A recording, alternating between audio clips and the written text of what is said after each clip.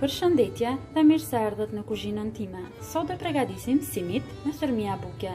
Për të do ju nevojiten 300 ml qumësht ose një gotë e ujit pak më e madhe, një gotë e çajit me ujë, një gotë e çajit vaj, një instant maja për bukë, 2 lugë thërmia buke, 3 lugë të gjellës margarin, 1 lugë e kafes kryp, 2 lugë të kafes sheqer dhe miell atë sa ka nevojë brumi. Vazhdojmë me recetën. Së pari, në një enë e marrim qumshtin edhe ujin dhe i vendojmë në zjarr që të nxehën pak. Qumshtin dhe ujin, pasi i kemi nxehur, i hedhim në enën ku do formojmë edhe brumin. Shtojmë majën e bukës instant. Menjëherë hedhim edhe sheqerin dhe e lëm kështu për 2 minuta maja të aktivizohet. Pasi maja fillon të aktivizohet, hedhim edhe vajin. Shtojmë krypën dhe gradualisht fillojmë të shtojmë miellin pak nga pak. Tani, me anë të dorës, fillojmë që të formojmë edhe brumin.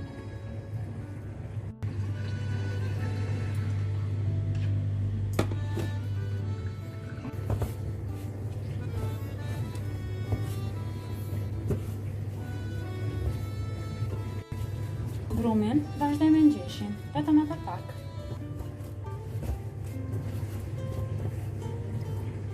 Pra duhet të formoni një brum të butë dhe të lëmuar. Kështu brumin e përgatitur e mbulojmë në një nylon foli dhe e lëmë që të qëndrojë në vend të nxehtë për 20 deri në 30 minuta. Brumin e kemi gati dhe e lëmë pak kështu që të merr ajër. Në tavolinën e punës shtrojmë pak miell dhe e marrim brumin. Me anë të një thike, fillojmë që të ndajmë kuleç të vegjël.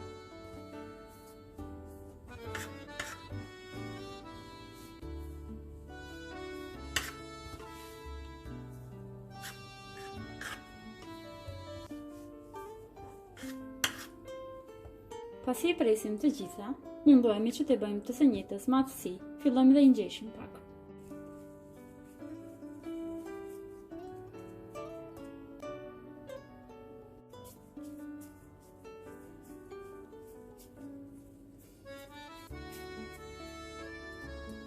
Me pak, me dorë dhe shtypim. Pasi i formojmë të gjitha, i rendisim në një tepsi në të cilën kam shtruar edhe letër përpjekje.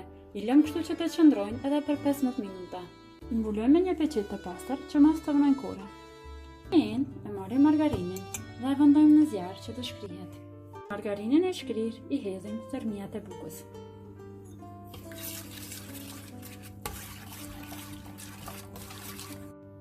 Me lugë, lyhem mbi çdo kulaç.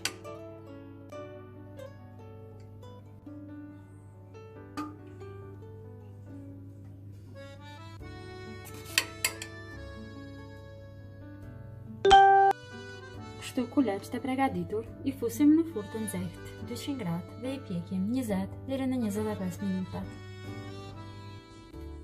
Simitat i kemi gati dhe sapo i kemi nxjerrë nga furra. I lëm pak që të ftofen përpara se t'i servojmë.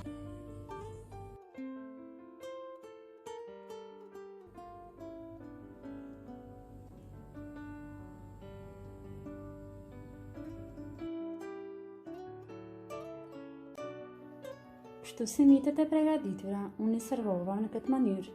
Nëse i provoni dhe i pëlqeni, ju bëfshin mirë. Faleminderit.